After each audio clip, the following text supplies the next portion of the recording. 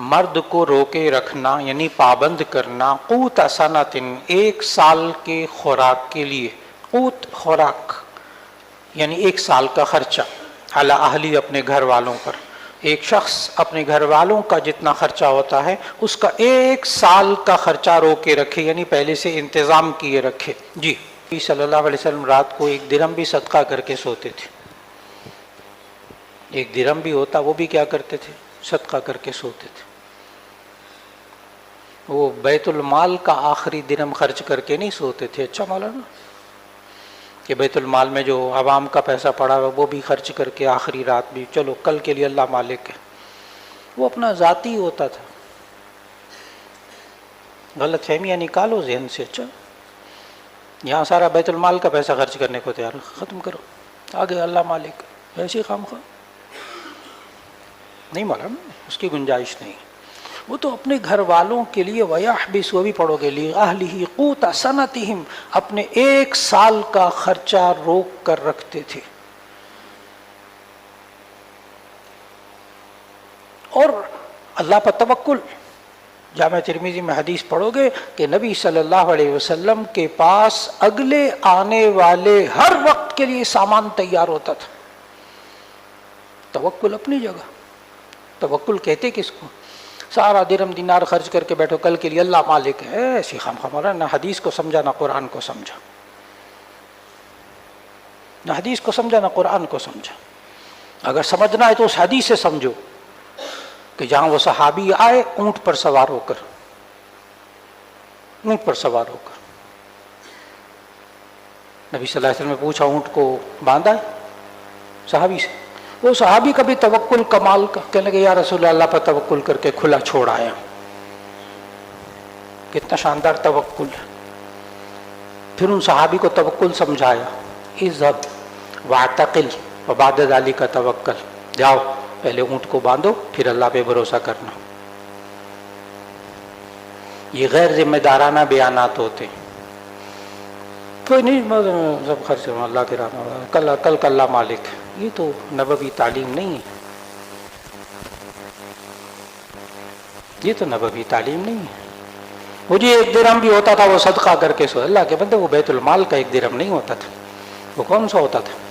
اپنی ذات کے لیے۔ اور جہاں گھر والوں کا خرچہ نان نفقہ، بیوی کا، بچوں کا ان پر فرض تھا، اس کے لیے کتنا رکھ کے روکتے تھے؟ 1 سال کو۔ سمجھ میں آ رہا ہے مولانا؟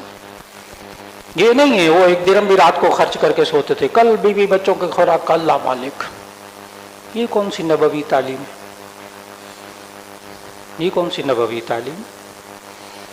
بات سمجھ میں آ رہی ہے مولانا؟ اپنی عقلوں کو، ذہنوں کو واضح کرو۔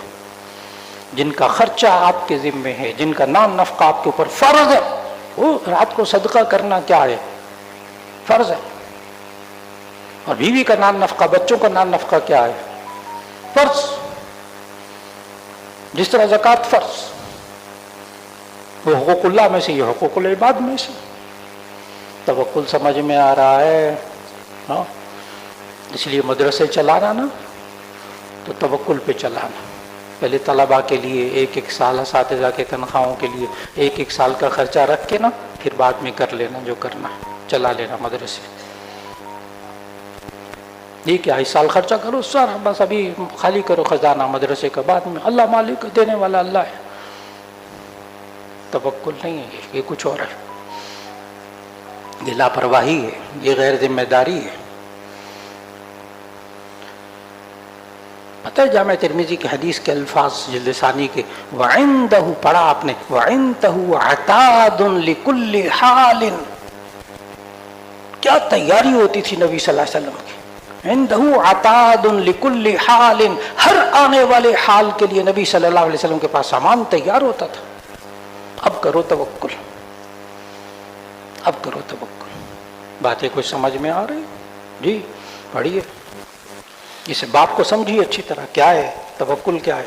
یہ غیر ذمہ داری یا لاؤبالی پن، نہ کمانا، نہ ہمت کرنا، نہ ہاتھ پاؤں چلانا، اللہ دینے والا ہے، یہ تو توکل ہمیں دین نے نہیں سکھایا۔ ہاں جو بزرگوں کے واقعات ہیں نا، آپ کہو گے بزرگوں کے واقعات، فلاں کے واقعات، اللہ کے بندو اس پر نہ قیاس کرو،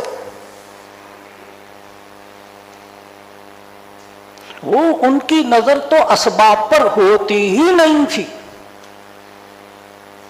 جواب دے رہا ہوں بزرگوں کے واقعات کا، سارے معلوم ہیں، بالکل درست واقعات ہیں. ان کی تو اسباب پر نظر ہوتی ہی نہیں تھی. یہاں تو تھوڑی سی تکلیف آتی ہے حیا کرنے لگ جاتا ہے، اس کی تو ساری نظر اسباب پر ہے. اس بندے کو کہا گیا ہے کہ تو پہلے اسباب تیار کر، پھر توکل کس پر کر؟ اللہ پر. یہ جو ہے نا غیر ذمہ دارانہ رویہ، نہ گھر کے لیے کمانا، نہ بیوی بچوں کے لیے کمانا، نہ محنت کرنا، نہ بچا کے رکھنا، نہ سامان دیتے، اللہ مالک ہے، یہ غیر ذمہ دار قسم کا بندہ ہے. لاؤبالی پن ہے اس کے اندر، سستی ہے، کاہلی ہے، کام چوری ہے. سمجھو عالم بن رہے ہو، اچھا ان حدیثوں کو سمجھو.